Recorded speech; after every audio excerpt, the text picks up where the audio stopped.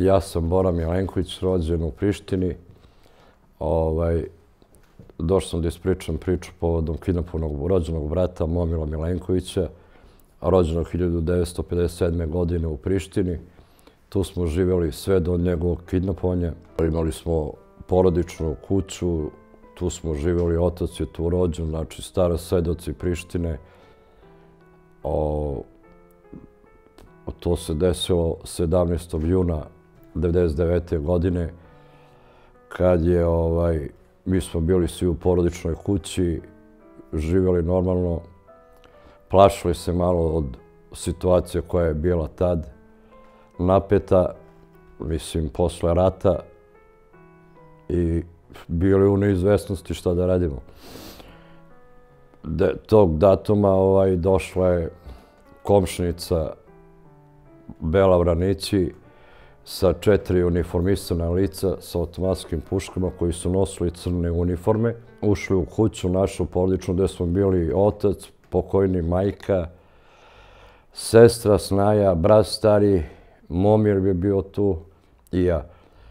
Oni su ušli unutra pod pričom nekom da nešto mi nismo krali od njih.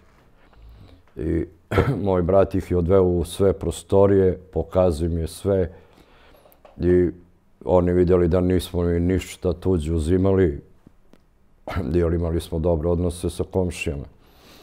Tako, bez obzira bili Srbi, Albanci i tako, sarađivali smo. Međutim, oni vidjeli sve to, Momir im rekao, vidite da nema ništa, mi tuđe nikad nismo uzimali, mi smo radili svoj posao pošteno, ovo, ono. Rekao im kao što jeste priča. Međutim, posle 15 minuta došli su sa neki crni auto i parkirali ispred glavne kapije na putu gore, u ulici Miladina Popovića, broj 96, i sa tom Belom Vranići, a ona je treća supruga ovog Velija Vranića, sportskog komentatora, došli i samo rekli, jer Snaja bila u dvorište, rekli njoj, pozovite onog Plavušana da dođe. I ona nije znala o čemu se radi. Pozvala ga u dvorište, oni ušli, ufatili ga pod miške, njih 4, ugurali ga u auto crni i dok smo mi izašli glavnu kapiju gore na ulicu, oni već po gasu škripe gume i idu u pravcu Grmije gore. Od tog datuma ništa ne znamo, mi smo odmah tog dana otišli u taj Crveni krst u Prištini, Međunarodni Crveni krst u Prištini, prijavili slučaj i KFOR-u tad odmah, međutim nije bilo ništa. Onda tu je bio štab UČK u mesnoj zajednici iznad Voćarove samousluge i tu komšije te koji su bili Albanci, oni nam rekli bežite vi jer će vi sledeći da budete za kidnapovanje.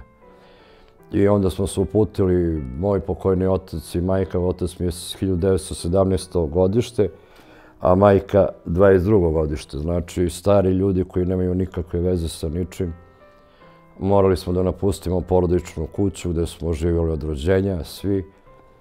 I brati Snaja i 3 dece, ja i supruga i sin smo isto morali da idemo. Išli smo peške do Kosova polja, drugi način nije bio. Usput je bilo kamenovali nas su albanska deca. Kad smo išli prema Kupusištu, dole Dardaniji, i stigli smo do Kosova polja, gde smo posle išli do Lešak i onda dalje za Srbiju, za Beograd. Ovdje smo u Beogradu isto prijavili Međunarodnom Crvenom krstu gore u bulevaru Severni, da li Severni ili Južni, ono je sa desne strane, tad je bila tu Crveni krst, međunarodni prijavili SUP-u u Beogradu, prijavili BIA preko tako jednog pozvanika. On je otkrio da je njoj rođena sestra te Bele Vranići živi u Beogradu i rekao da će biti pod prismotrom taj stan. Međutim, do današnjeg dana ništa nije urađeno, niti šta je javljeno, ni znamo gde je, ni šta je. Raspitivali smo se i privatnim putem i gde nismo se obraćali, međutim, bez rezultata, ništa nismo uspjeli. Prošlo je toliko 24 godine, mi još ništa ne znamo. U međuvremenu otac i majka su umrli. Mi, braći, i dalje tražimo njega, ali ne možemo nikako da dobijemo nikakve informacije. Čak komšija koji je Albanac je pitao, bio oko nje kući, pa je pitao kao gde su odveli Momira. Ona, kaže, reč nije progovarala, samo je ćutala.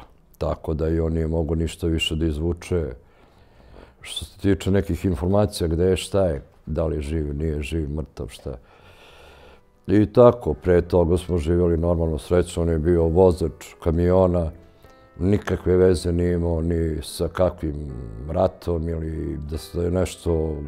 On se čak i družio sa Albancima, nije imao tih nacionalnih nekih mržnji, normalno je živeo. Tad kad je bilo to stanje, on je bio kući, došao je na godišnji odmor i tako se to desilo. Što je ta Bela Vranić njega kidnapovala, nama uopšte nije jasno. Jer ona nije naša bliža komšnica, ona je dalja malo komšnica, ali znali smo su ovako izviđenje. Nikad nismo imali godinama ni dobro ni loše sa njom. Mislim, nikakav odnos nismo imali.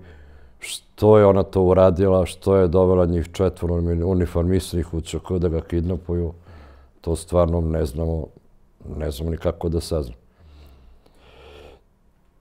Drugo, on je bio neoženjen, povučen, nije ga zanimalo mnogo ni politika, ni ništa, gledao je svoj posao, vozio u Iraku i u Rusiji, on je svo vreme išao tamo.